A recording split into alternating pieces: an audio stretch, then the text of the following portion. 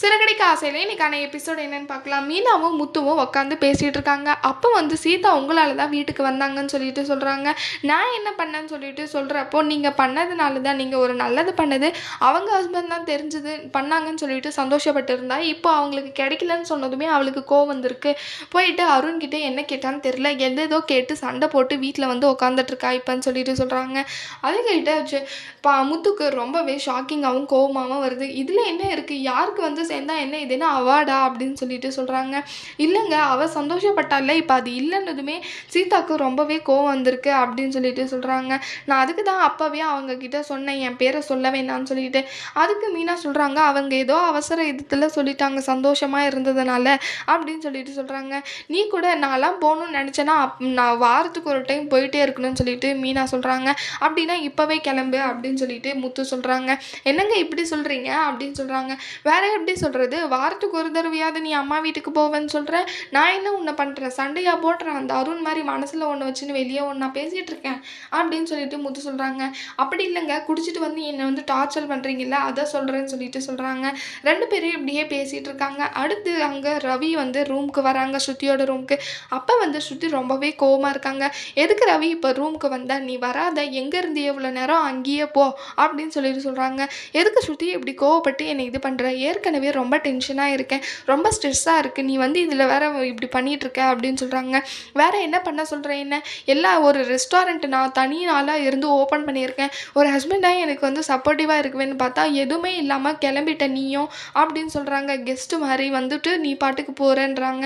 நீத்து வந்தால, நீத்து அவள் பாட்டு கிளம்புறா, எதுக்கு அவள் பின்னாடியே நீயும் போன அப்படின்னு சொல்கிறாங்க. வந்தவங்கெல்லாம் எங்கே உங்கள் ஹஸ்பண்ட், எங்கே உங்கள் ஹஸ்பண்டுன்னு கேட்டப்போ அதை அதுக்கு பதில் சொல்ல முடியாமல் நான் தான் அசிங்கப்பட்டு நின்னேன் அப்படின்னு சொல்லிட்டு கோவப்பட்டு ஸ்ருதி வந்து ரவி கிட்ட பேசிகிட்டு இருக்காங்க.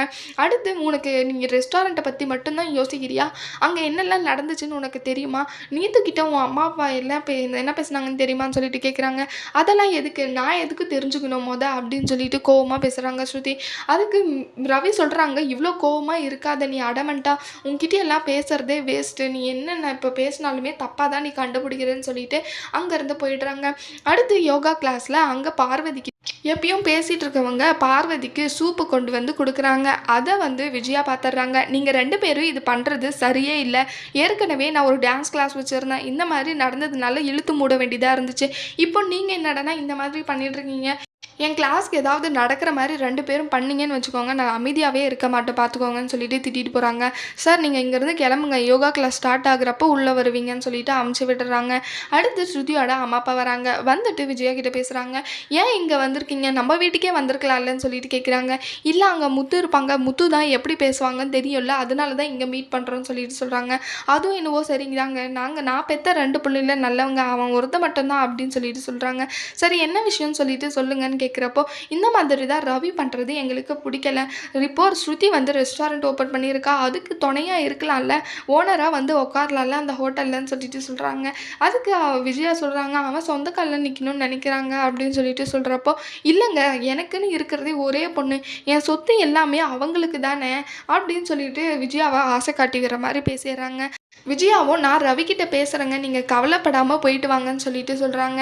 இப்போது அவங்க சொத்து எல்லாமே ரவிக்கு தான் சொல்லிட்டு தெரிகிறப்போ விஜயா அதுக்கெல்லாம் என்னெல்லாம் பண்ண போகிறாங்கன்னு சொல்லிட்டு வரப்போகிற எபிசோடில் பார்க்கலாம். இந்த வீடியோ பிடிச்சிருந்தா லைக் பண்ணுங்கள். பாய்.